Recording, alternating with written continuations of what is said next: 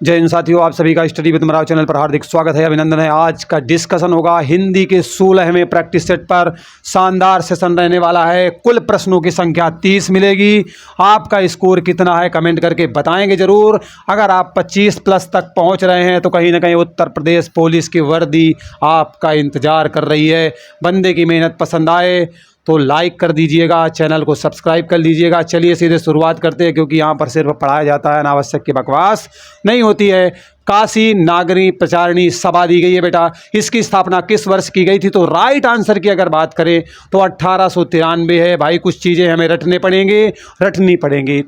पड़ेंगी तो काशी नागरी प्रचारिणी सभा की स्थापना 1893। ऑप्शन नंबर सी बिल्कुल राइट आंसर होगा। डिटेल ऐसा मिलेगा, बिल्कुल थ्योरी क्लास जैसा तो अभी आगे मिलेगा, लेकिन रचनाएं हैं ना, यहाँ पर ज़्यादा हम समय नहीं देंगे। तो बेटा कह रहा है निम्नलिखित में से किस कवि को कवियों का कवि कहा जाता है? कौन सा कवि है भाई जिसे कवियों का भी कवि कहा जाता है? राइट आंसर है Shamsher Bahadur Singh. Option number A बिल्कुल राइट आंसर हो जाएगा। धर्मवीर भारती के बेटा आपके गुनाहों का देवता बहुत पूछी जाती है। गुनाहों का देवता ये रचना किसकी है बेटा? धर्मवीर भारती की। मोस्ट इंपॉर्टेंट, महादेवी वर्मा को बेटा यामा के लिए ज्ञानपीठ पुरस्कार दिया गया था। सो शानदार रचना है इनकी, और इनकी अतीत के चलचित्र भी है, स्मृति की रेखाएं भी है, श्रृंखला की कड़ियाँ भी है बेटा महादेवी वर्मा की रचनाएं। और इन्हें आधुनिक युग की मीरा भी कहा जाता है। क्या बोला जाता है बेटा? आधुनिक युग की मीरा कहा जाता है आपके महादेवी वर्मा को। चलिए आगे बढ़ते हैं। अगला सवाल आपके सामने, कहाँ राजा भोज कहाँ गंगू तेली? यहाँ पर ये आपकी एक लोकोक्ति है। लोकोक्ति अपने आप में एक पूर्ण वाक्य होती है, हमेशा ध्यान रखिएगा। लोकोक्ति अपने आप में एक पूर्ण वाक्य होती है, लेकिन जो बेटा मुहावरा होता है, मुहावरा एक प्यारे बच्चों क्या होता है? वाक्यांश होता है, अपने आप में एक पूर्ण वाक्य नहीं होता है। ठीक है, तो लोकोक्ति जो जमाने से चली आ रही हैं उक्तियां, उन्हें हम लोकोक्ति के नाम से जानते हैं। यहाँ पर बेटा कहाँ राजा भोज की बात कर रहा है, किसी बड़े की बात कर रहा है, महान की बात कर रहा है, गंगू तेली की बात कर रहा है, तो किसी तरह की जिम्मेदारी न उठाने की बात ही नहीं है। दोनों बराबर वाली बात नहीं, कामचोर की बात नहीं है। विशिष्ट और सामान्य व्यक्ति की तुलना की गई है, क्योंकि यहाँ पर जो राजा भोज की बात बताई गई है बेटा विशिष्ट व्यक्ति के बारे में है, और गंगू तेली को सामान्य में रखा गया है। सो ऑप्शन नंबर डी क्या होगा? बिल्कुल राइट आंसर हो जाएगा, बिल्कुल सही उत्तर हो जाएगा। अगला सवाल है, निम्नलिखित में से किसमें विसर्ग संधि दी गई है? बेटा विसर्ग के बाद में आपका स्वर आए या फिर व्यंजन आए, उसके बाद क्या होगा? विकार या परिवर्तन होगा, बदलाव होगा, वहाँ पर आपको कौन सी संधि मिलेगी? तो बेटा विसर्ग संधि मिलेगी। मतलब विसर्ग के बाद में कोई स्वर या व्यंजन आए, विकार परिवर्तन हो जाए, वहाँ पर विसर्ग संधि। उससे पहले आपको संधि समझना होगा। संधि बेटा आपके दो समीपवर्ती वर्णों का मेल होती है। ठीक है, दो समीपवर्ती वर्णों का मेल होती है। वर्णों का मेल कौन होता है बेटा? दो समीपवर्ती वर्णों का मेल हो जाए बड़ा वाला खेल, तो समझ लेना वहाँ पर आपकी संधि होती है। हिंदी में अगर हम संधि की बात करें तो संधियाँ हिंदी में 3 प्रकार की होती हैं। एक है मेरे बच्चों स्वर, दूसरी है व्यंजन, और तीसरी है विसर्ग। ठीक है, ये 3 हैं। आपसे सवाल में इसके बारे में पूछा गया है, विसर्ग के बारे में। अगर स्वर के बाद में स्वर आए, मतलब स्वर के बाद में आपका स्वर आएगा, उसके बाद विकार या परिवर्तन होगा, वहाँ पर स्वर संधि होगी। व्यंजन संधि में बेटा क्या होगा? व्यंजन आएगा पहले, उसके बाद स्वर या व्यंजन में से कोई भी आएगा, विकार परिवर्तन व्यंजन संधि। पहले विसर्ग आएगा, फिर आपका स्वर आए या फिर व्यंजन आए, विकार परिवर्तन होगा, वहाँ पर विसर्ग संधि होगी। ये बात यहाँ पर आपको समझ में आ गई। अब मैंने आपको बताया था बेटा स्वर संधि के 5 भेद होते हैं।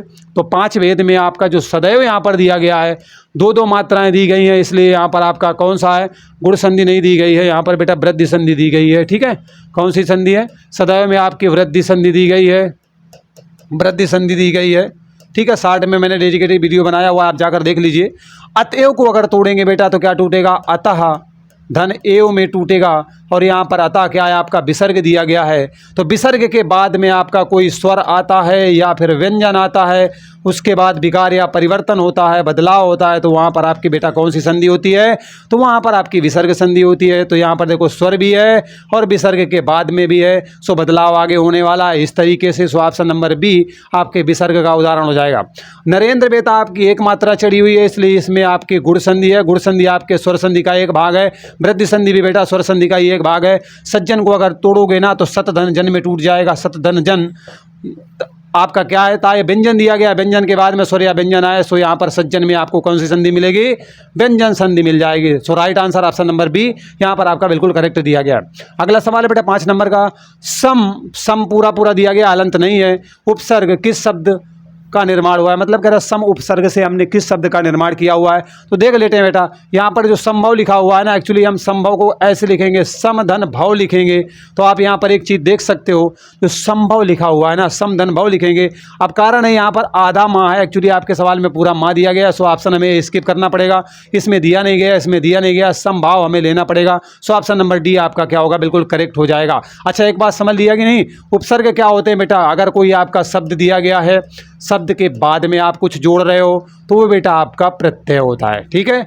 अगर शब्द के पहले आप कुछ जोड़ रहे हो तो वो मेरे बच्चों आपका क्या होता है, उपसर्ग होता है। तो यहाँ पर आप देख रहे हो ये जो सम जोड़ा गया है, ये आपके शब्द के भाव के पहले जोड़ा गया है। सो सम क्या होगा, उपसर्ग होगा। ऑप्शन नंबर डी आपका बिल्कुल राइट आंसर हो जाएगा।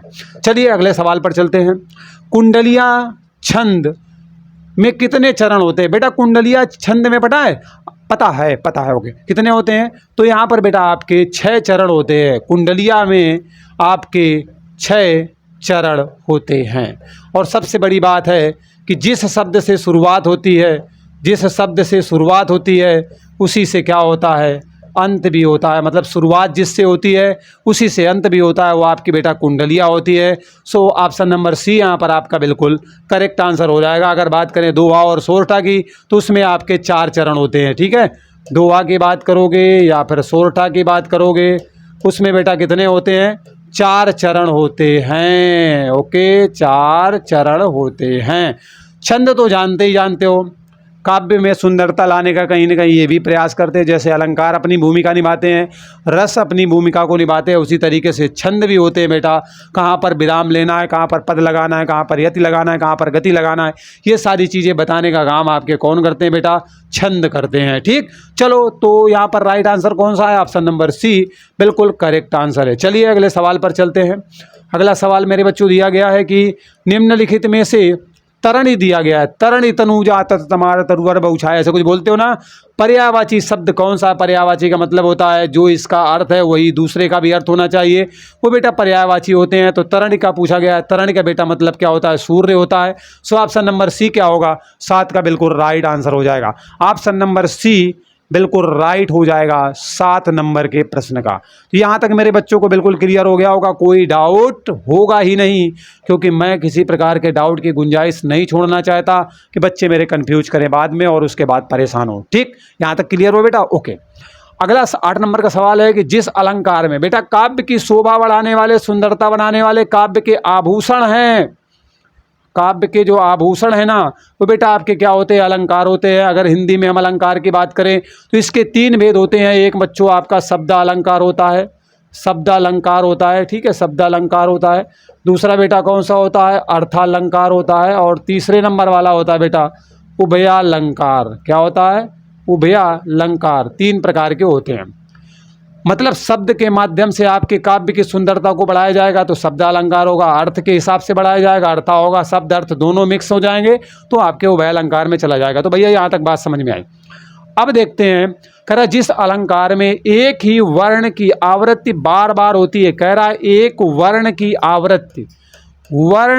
आवृत्ति आपकी क्या होती है बेटा, बार बार होती है। मतलब वर्ण की आवृत्ति क्या हो रही है, बार बार हो रही है। सो बार बार देखो, 1000 बार देखो, देखने की चीज है ना। तो कह रहा वर्ण की आवृत्ति जब बार बार होती है, जिस भी अलंकार में वर्ण की आवृत्ति बार बार होती है वहाँ पर बेटा आपका अनुप्रास अलंकार होता है। सो राइट आंसर क्या होगा, ऑप्शन नंबर सी आपका करेक्ट हो जाएगा। कनक कनकते 100 गुनी मादकता अधिकाय, या खाए बौराय जग वा पाए बौराय, यहाँ पर आपका यमक अलंकार होता है। एक शब्द की पुनरावृत्ति आपकी जो है 2 या 2 से अधिक बार होती है, लेकिन हर बार उसका अर्थ अलग अलग होता है। सो वहाँ पर आपका यमक अलंकार होता है। श्लेष अलंकार में क्या होता है बेटा, इसमें एक ही शब्द होता है लेकिन उसमें कई अर्थ चिपके हुए होते हैं। सो वहाँ पर श्लेष अलंकार होता है। डेडिकेटेड वीडियो बना हुआ है। एक्चुअली इसका राइट आंसर कौन सा है, ऑप्शन नंबर सी है। So right answer option number C है। अगला है वहाँ पर कौन खड़ा है, ये क्या लिखा हुआ है, वहाँ पर कौन खड़ा है। वाक्य में सर्वनाम के किस भेद का प्रयोग किया गया। कह रहा वहाँ पर कौन खड़ा है, मतलब कौन लगा दिया है यहाँ पर आपसे। तो आपसे क्या कर रहा है बेटा, प्रश्न कर रहा है, इसलिए जब ये आपसे प्रश्न करेगा तो ये प्रश्नवाचक सर्वनाम में चला जाएगा। सो 9 का ऑप्शन नंबर डी बिल्कुल राइट आंसर हो जाएगा। तो 9 का डी तो बिल्कुल सही हो गया। अब सबसे पहली बात है, आप सर्वनाम को समझो बेटा। संज्ञा के स्थान पर प्रयोग किए जाने वाले जो शब्द होते हैं, संज्ञा के स्थान पर प्रयोग किए जाने वाले जो शब्द होते हैं, वो मेरे प्यारे बच्चों, शेर शेरनियों, वो क्या कहलाते हैं, आपके सर्वनाम कहलाते हैं। ठीक, चलो। पुरुषवाचक सर्वनाम में बेटा आपका पुरुष होता है, मध्यम पुरुष, उत्तम पुरुष होता है। ठीक है, और एक पुरुष होता है, जल्दी से आप कमेंट करके बताओ कौन सा होता है। मध्यम हो गया, उत्तम हो गया, और वो आप बताओगे। निश्चयवाचक सर्वनाम में बेटा क्या होता है, निश्चितता का बोध होता है, मतलब कहीं ना कहीं जो है निश्चितता का बोध होता है। वहाँ पर आपका क्या होता है, क्या होता है बेटा, निश्चयवाचक होता है। जैसे वह दे दिया जाए, या दे दिया जाए, या घर मेरा है पक्का पक्का, वह घर मेरा है पक्का पक्का। ठीक है, अनिश्चयवाचक सर्वनाम में बेटा निश्चितता का बोध नहीं है। रात के अंधेरे में जा रहे थे, खरखर की आवाज़ सुनाई पड़ी, भाग खड़े हुए मम्मी ने पूछा बेटा कौन था, आपने बोला कोई तो था, कुछ तो था, है ना। तो अगर कोई की बात करें और कुछ की बात करें तो वो बेटा आपके किस में आते हैं, अनिश्चयवाचक सर्वनाम में आते हैं। So right answer option number D यहाँ पर आपका बिल्कुल करेक्ट आंसर हो जाएगा। अगला सवाल बेटा आपके सामने दिया गया है कि जो अव्यय दो पद या फिर दो उपवाक्य को जोड़ने का काम करते हैं, उन्हें आप किस नाम से संबोधित करोगे। कह रहा है कि अव्यय होना चाहिए, आपके दो पदों को जोड़ते हो या फिर दो उपवाक्यों को जोड़ने का काम करते हो, उन्हें हम किस नाम से संबोधित करेंगे। आपके ऑप्शन दिए गए हैं, तो ध्यान से अगर बात करें तो बेटा समुच्चय बनाने का काम हो रहा है। सो ऑप्शन नंबर बी यहाँ पर क्या होगा, बिल्कुल राइट आंसर हो जाएगा। वहाँ पर आपका क्या बेटा, समुच्चय बोधक अव्यय होता है जो आपके दो पदों को या दो उपवाक्यों को जोड़ने का काम करते हैं। विस्मयादि बोधक में तो आप जानते हो, विस्मय, हाय, आहा, हाँ हाँ, ये सब आपके क्या आते हैं, विस्मयादि बोधक के अंतर्गत आते हैं। क्रिया विशेषण में बेटा क्या होता है, क्रिया की विशेषता बतलाने वाले शब्द आपके क्रिया विशेषण कहलाते हैं, और संबंध को जोड़ने वाले संबंध बोधक कहलाते हैं। सो आगे बढ़ते हैं।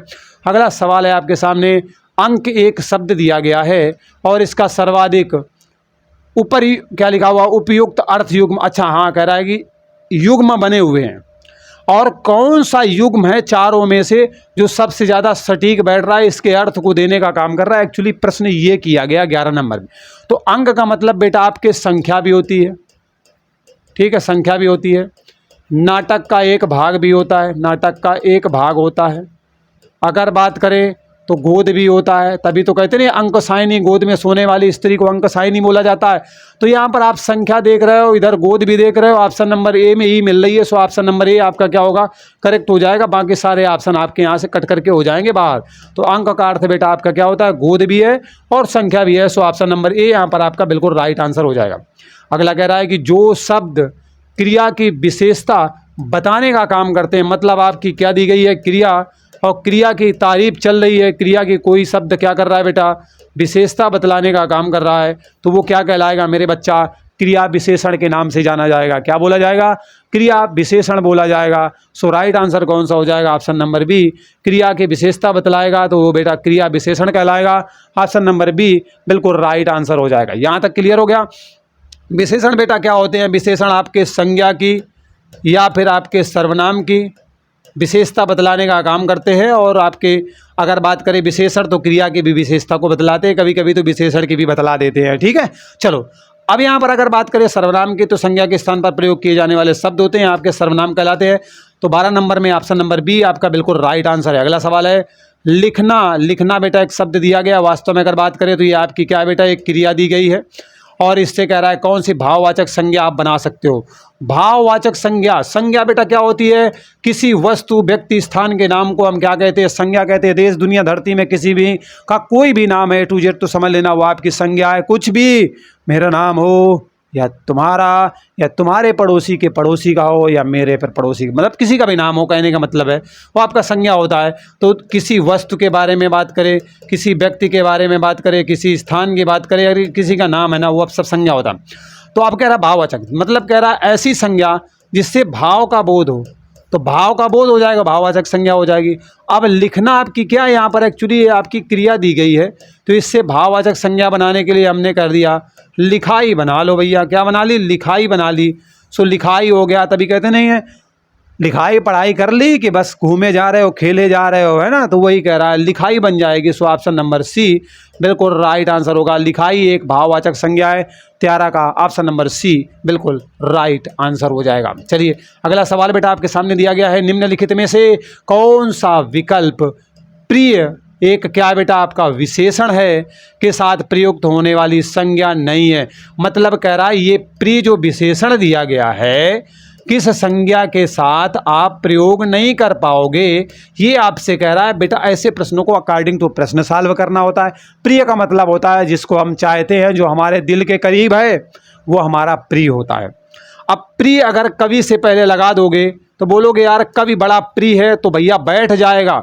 अगर विषय के लगाओगे तो बोले फलाना वाला विषय मेरा बड़ा प्रिय है, तो भैया इसमें भी बैठ जाएगा।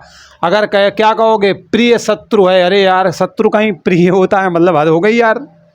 निंदक नियरे राखिए आंगन कुटी छपाए, ऐसे वाला सिस्टम थोड़ी ना है। मतलब ये बैरी आपका प्रिय नहीं होता, दुश्मन, बैरी मतलब दुश्मन, प्रिय नहीं होता। सो यहाँ पर तो नहीं लगा पाओगे, लगा नहीं पाओगे तो आंसर तो इसी को टिक करके जाओगे, है ना। और इसके बाद मित्र तो आपका प्रिय हो सकता है, ठीक है, प्रिय आपका मित्र होता है। सो यहाँ पर ये भी सही हो जाएगा। तो ऑप्शन नंबर सी यहाँ पर क्या है, इसमें आप प्रिय नहीं प्रयोग कर सकते, मतलब प्रिय विशेषण का प्रयोग इन संज्ञाओं में से आप बैरी के साथ नहीं कर सकते। सो ऑप्शन नंबर सी यहाँ पर आपका बिल्कुल राइट आंसर हो जाएगा। अगर बंदे की मेहनत पसंद आ रही हो ईमानदारी से तो लाइक कर दीजिएगा, उत्साहवर्धन के लिए कमेंट जरूर कीजिएगा। अगर किसी प्रकार की त्रुटि होती है तो कमेंट करके फिर से बताओ, अच्छे बच्चों के तरीके, समझदार बच्चों के तरीके। निम्नलिखित वाक्य में से किस वाक्य में सर्वनाम का गलत प्रयोग किया गया। सर्वनाम बेटा संज्ञा के स्थान पर प्रयोग किए जाने वाले शब्द होते हैं। मैं तेरे को एक घड़ी दूंगा, यार ये तेरे को मेरे को कौन सी भाषा चल रही भाई, तो यहाँ पर तेरे को नहीं होगा। मैं तुम्हें एक घड़ी दूंगा या मैं तुझे एक घड़ी दूंगा, तो तेरे तो नहीं होगा। और क्या कह रहा है, सर्वनाम का बेटा गलत प्रयोग किया गया है, तो गलत प्रयोग यहीं पर किया गया है। सो ऑप्शन नंबर ए हमें टिक करना पड़ेगा। ऑप्शन नंबर ए हमारा बिल्कुल राइट आंसर हो जाएगा। मुझे इस बैठक की सूचना नहीं थी, सही बात है। आपके आग्रह पर मैं मुंबई जा रहा हूँ, ये भी बात सही है। वह स्वयं यहाँ नहीं आना चाहता, ये भी बात सही है। ऑप्शन नंबर ए में आपका जो तेरे मेरे को दिया गया है ना, ये सब गलत दिया गया है, इसलिए आपका क्या होगा 15 का ऑप्शन नंबर ए यहाँ पर गलत सर्वनाम का प्रयोग किया गया है। सो बिल्कुल राइट आंसर हो जाएगा। अगला है बेटा अरण्य रोदन। अरण्य मीन्स होता है बेटा जंगलवा, मतलब आप गए कहाँ, जंगल चले गए और वहीं बैठ के, रोदन का मतलब रोए जा रहे हो, है ना, रो रहे हो, क्या कर रहे हो, जंगल चले गए हो और वहाँ पर क्या कर रहे हो, रो रो कर रहे हो, मतलब रो रहे हो। इसका मतलब क्या है, मतलब जोर जोर से रो रहे हो ना, कोई ऐसी बात है नहीं, अकेले में बैठ के रो रहे हो। अभी यहाँ पर देखो 16 नंबर का प्रश्न है, अकेले में बैठ के रो रहे हो, अरण्य रोदन। आप जंगलों में बैठोगे तो अकेले तो रहोगे। 16 नंबर के प्रश्न में अगर बात करो, लेकिन बेटा अकेले में बैठने वाली बात है नहीं। जंगल में चिल्ला चिल्ला के रो रहे, रोना भी नहीं, जंगली जानवर आ गया तो रोना बंद हो जाएगा। व्यर्थ में अपनी विपदा सुनाना, मतलब फालतू की विपदा सुनाए पड़े हो, यार ऐसा हो गया है, बर्बाद हो गया, ये हो गया, अरे उठो खड़े हो और तब तक मत रुको जब तक तुम्हारा लक्ष्य प्राप्त न हो जाए। इसलिए मत सोचो, बार बार हो रही असफलताओं से घबराना नहीं चाहिए, क्योंकि कभी कभी गुच्छे की आखिरी चाबी भी ताले को खोल दिया करती है, समझ रहे हो। चलो आगे बढ़ते हैं। अगला सवाल है बेटा आपके सामने, निम्नलिखित वाक्यों के किस अंश में त्रुटि दी गई है, गलती दी गई है। यहाँ से आपके वाक्य की शुरुआत होती है, मैं आज सुबह, सही बात है, आपके घर गया था किंतु तुम घर पर नहीं मिले। यार कह रहा है कि मैं आपके घर गया था, आपके बाप के घर गया था, लेकिन क्या हुआ, तुम नहीं होना चाहिए, यहाँ पर क्या होना चाहिए, आप होना चाहिए। भाई संस्कार से बात किया है आपने कि मैं सुबह आपके घर गया था ना, तो घर में किंतु आप नहीं मिले, चलेगा। अब तुम काहे लगा दिया भाई, इसी पे गलती दी गई है, मतलब किंतु तुम घर, इसी में गलती है। यहाँ पर कहाँ लिखा हुआ है, सो ऑप्शन नंबर डी में लिखा हुआ है। ऑप्शन नंबर डी आपका बिल्कुल राइट आंसर हो जाएगा। ठीक, चलो क्लियर हो गया होगा। आगे बढ़ जाते हैं बेटा अगले सवाल पर। अगला सवाल है खून खौलना। अब बेटा क्या है ना, दिमाग तुमने खराब करके रख दिया, खून खौल गया, मुहावरा दिया गया है। ये खून खौलना बेटा आपका क्या है, एक वाक्यांश है, क्योंकि आपका मुहावरा क्या होता है, एक वाक्यांश होता है, ठीक है। तो मुहावरा वाक्यांश होता है, लोकोक्ति एक पूर्ण वाक्य होता है। खून खौलना मतलब खौल गया, मतलब क्रोध बहुत ज़्यादा आ गया। सो कौन सा हो गया, बहुत क्रोध आना। ऑप्शन नंबर बी आपका बिल्कुल राइट आंसर हो जाएगा। उसके बाद बेटा आंखें लाल हों चाहे पीली हों, हमें नहीं पता, लेकिन ये पता है कि क्रोध भयानक वाला बंदे को आ गया है। निम्नलिखित में से कौन सा शब्द साक्षर का विलोम है। विलोम का मतलब होता है बेटा उल्टा अर्थ देने वाला। उल्टा अर्थ देने वाले शब्द आपके विलोम शब्द कहलाते हैं। और ये इसको आप विपरीत शब्द के नाम से भी जानते हो। विपरीत का मतलब भी आपके उल्टा ही होता है, ठीक है, कुछ भी समझो। तो साक्षर बोले पढ़ा लिखा, बोले निरक्षर। काला अक्षर भैंस बराबर नहीं, वही निरक्षर हो गया। सो यहाँ पर आपका निरक्षर सही हो जाएगा। ऑप्शन नंबर सी में दिया गया है, तो 19 का ऑप्शन नंबर सी बच्चा बिल्कुल राइट आंसर हो जाएगा। चलिए अगले सवाल पर बढ़ते हैं।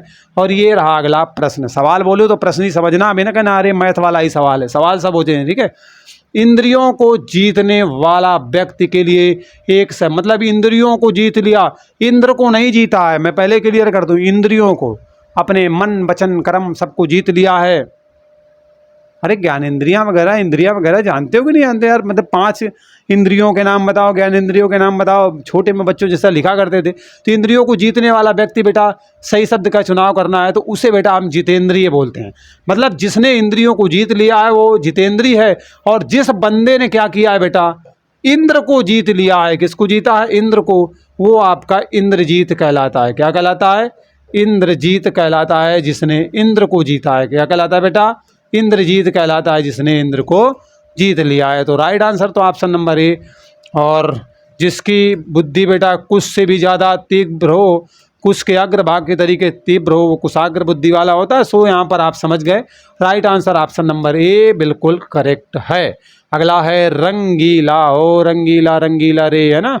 किस प्रत्यय का? प्रत्यय बेटा क्या होता है आपका? कोई शब्द दिया गया होता है, शब्द के आपके अंत में अगर कुछ भी जोड़ा जाता है तो प्यारे बच्चों जो अंत में जोड़ते हो वही क्या होता है? प्रत्यय होता है। और प्रत्यय को क्या होता है? अंत में जोड़ते हो, इसीलिए इसे क्या बोला जाता है? शब्दांत के नाम से भी जाना जाता है, ठीक है। अगर शब्द के पहले कुछ जोड़ दोगे तो प्यारे बच्चों उसे हम उपसर्ग के नाम से संबोधित करते हैं। तो रंगीला, एक चीज़ क्लियर हो गई, प्रत्यय है मतलब बाद वाला बात करेंगे। तो क्या करोगे? रंगीला करोगे। गीला तो होगा नहीं, लाला होगा नहीं, इला होगा नहीं, ईला हो जाएगा। सो ऑप्शन नंबर ए क्या होगा? बिल्कुल करेक्ट हो जाएगा। 21 का ऑप्शन नंबर ए करेक्ट हो जाएगा। रंगीला में रंग धन ईला है। क्या है बेटा? रंग धन ईला। ये ईला क्या है बेटा? प्रत्यय है। प्रत्यय है, जोड़ा गया है आपके रंग शब्द में। सो ईला है। ऑप्शन नंबर ए क्या बेटा? करेक्ट है, ठीक। चलो अगला है, निम्नलिखित में से कौन सा शब्द व्यंजन संधि का उदाहरण है? व्यंजन संधि का मतलब होता है बेटा व्यंजन आएगा, व्यंजन के बाद में आपका स्वर आए, या फिर व्यंजन आए उसके बाद क्या होगा? परिवर्तन होगा, बदलाव होगा। तो वहाँ पर कौन सी संधि होगी मेरे बच्चों? व्यंजन संधि वहाँ पर आपकी हो जाएगी। अब उदाहरण पर चलते हैं। हिमालय को अगर हम तोड़ेंगे तो बेटा टूटेगा हिम धन आलय। क्या टूटेगा मेरे बच्चों? हिम धन आलय में टूटेगा। अब आप देख रहे हो यहाँ पर छोटा आ है, यहाँ पर क्या है? बड़ा आ है। दोनों मिलकर बड़ा आ बनाएंगे, बड़ा आ बनाएंगे। सो ये दीर्घ संधि का उदाहरण है। तो दीर्घ संधि स्वर संधि के अंतर्गत आती है। ऑप्शन नंबर ए कट हो जाएगा। निराधार में भी इसी तरीके से दिया गया है, ठीक है। इसके बाद नमस्कार में भी दिया गया है, सत्कार में भी दिया गया। अब क्या है ना, एक्चुअली में राइट आंसर का चुनाव करना है। तो नमस्कार को जब मैं तोड़ूंगा ना तो क्या टूटेगा बेटा? नमः धनकार में टूटेगा। और नमः धनकार में टूटेगा, विसर्ग आ गया है। सो नमस्कार में आपकी क्या है? विसर्ग संधि है, इसलिए यहाँ पर भी व्यंजन नहीं रहेगी। आगे बेटा क्या दिया गया है? आपका सत्कार दिया गया है, मतलब सत धनकार हो जाएगा।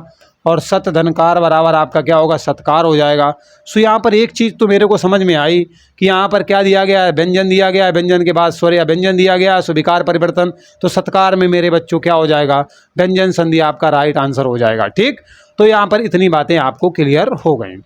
अगले सवाल पर बेटा चलते हैं। अगला सवाल है, निम्नलिखित शब्दों में से कौन सा तद्भव शब्द दिया गया है? बेटा एक बात ध्यान रखना, संस्कृत से क्या किया हमने? शब्दों को उठाया। और संस्कृत के शब्द थे, जैसे उठाए वैसे ही हमने क्या किया? हिंदी में प्रयोग करना शुरू कर। मतलब संस्कृत के शब्द थे और हमने क्या किया? ज्यों का त्यों, मतलब ज्यों का त्यों हिंदी में प्रयोग करना चालू कर दिया। तो वो बेटा आप क्या कहलाएंगे? तत्सम कहलाएंगे। अब हमने क्या किया? संस्कृत के शब्द थे, इनमें हमने कुछ परिवर्तन कर लिया, बदलाव कर दिया, और हिंदी में फिर उसके बाद प्रयोग करना धड़ाधड़ चालू कर दिया। तो वो बच्चों आप क्या कहलाएंगे? तद्भव कहलाएंगे। क्लियर हो गया होगा।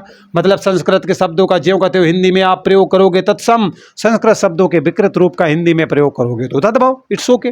तो अब यहाँ पर पूछ रहा है कौन सा भैया तद्भव है? माथा, माथा ही दिया गया है, मस्तक होता है इसका तत्सम, तो माथा आपका क्या है? तद्भव दिया गया है, मस्तक तत्सम होता है। ये सारे के सारे आपके तत्सम में दिए गए हैं। सो ऑप्शन नंबर ए क्या होगा? बिल्कुल राइट आंसर हो जाएगा। अगला सवाल है, आधुनिक हिंदी साहित्य की पहली आत्मकथा, आधुनिक हिंदी साहित्य की बेटा पहली आत्मकथा के लेखक किसे माना जाता है? क्या वो जयशंकर प्रसाद जी है? ना, जयशंकर प्रसाद तो नहीं है, हरिवंश राय बच्चन भी नहीं है, देवेंद्र है नहीं, बाबू श्याम सुंदर दास को माना जाता है। सो आपकी पहली आत्मकथा, वो भी अगर आधुनिक हिंदी साहित्य की हम बात करें तो ऑप्शन नंबर डी तो करेक्ट हो गया। जयशंकर प्रसाद की रचनाएं बेटा बहुत पूछी जाती हैं। अगर बात करें रचना की तो कामायनी बहुत पूछी जाती है, झरना बहुत पूछी जाती है, आंसू बहुत पूछी जाती है इनकी रचना, लहर बहुत पूछी जाती है इनकी रचना। बाकी नाटक स्कंदगुप्त वगैरह सब इनके नाटक दिए गए हैं। शानदार रचनाएं इन्होंने की है। ठीक, तो चलो यहाँ तक भाई आपको समझ में आ गया। 25वें नंबर के प्रश्न पर हम जंपिंग जपाक जप करते हैं। रिक्त स्थान की पूर्ति करना है, खाली जगह भरना है। मदर टेरेसा का डैश डैश भरना है। संसार भर में फैला हुआ था भैया, यश फैला हुआ था। सो ऑप्शन नंबर ए बिल्कुल करेक्ट हो जाएगा। मदर टेरेसा का पूरे संसार भर में यश फैला हुआ था, कीर्ति फैली हुई थी, प्रसिद्धि थी, है ना। सो राइट आंसर क्या होगा? ऑप्शन नंबर ए यहाँ पर आपका करेक्ट हो जाएगा। भर दोगे तो काम बन जाएगा। अगला है, प्रातः काल होने पर रात का अंधेरा मिट जाता है। बात तो यार सही है, प्रातः काल होती है तो उजेला होता है, और उजेला होता है तो अंधेरा मिट जाता है। मतलब अंधेरा मिट जाता है, विलोम बताना, रेखांकित किया नहीं क्या? चलो अंधेरा को रेखांकित कर लो, ठीक है। तो अंधेरा का बेटा क्या हो जाएगा? अंधेरा का मतलब होता है कुछ नज़र ना आए, और उजाला हो जाएगा तो बेटा सब कुछ नज़र आ जाएगा। सो उजाला होता है। राइट आंसर आपका ऑप्शन नंबर ए में दिया गया है। सो 26 का right answer option number A हो जाएगा। 26 का राइट आंसर क्या हो जाएगा बेटा? ऑप्शन नंबर ए बिल्कुल करेक्ट आंसर हो जाएगा। सेशन कैसा लग रहा है?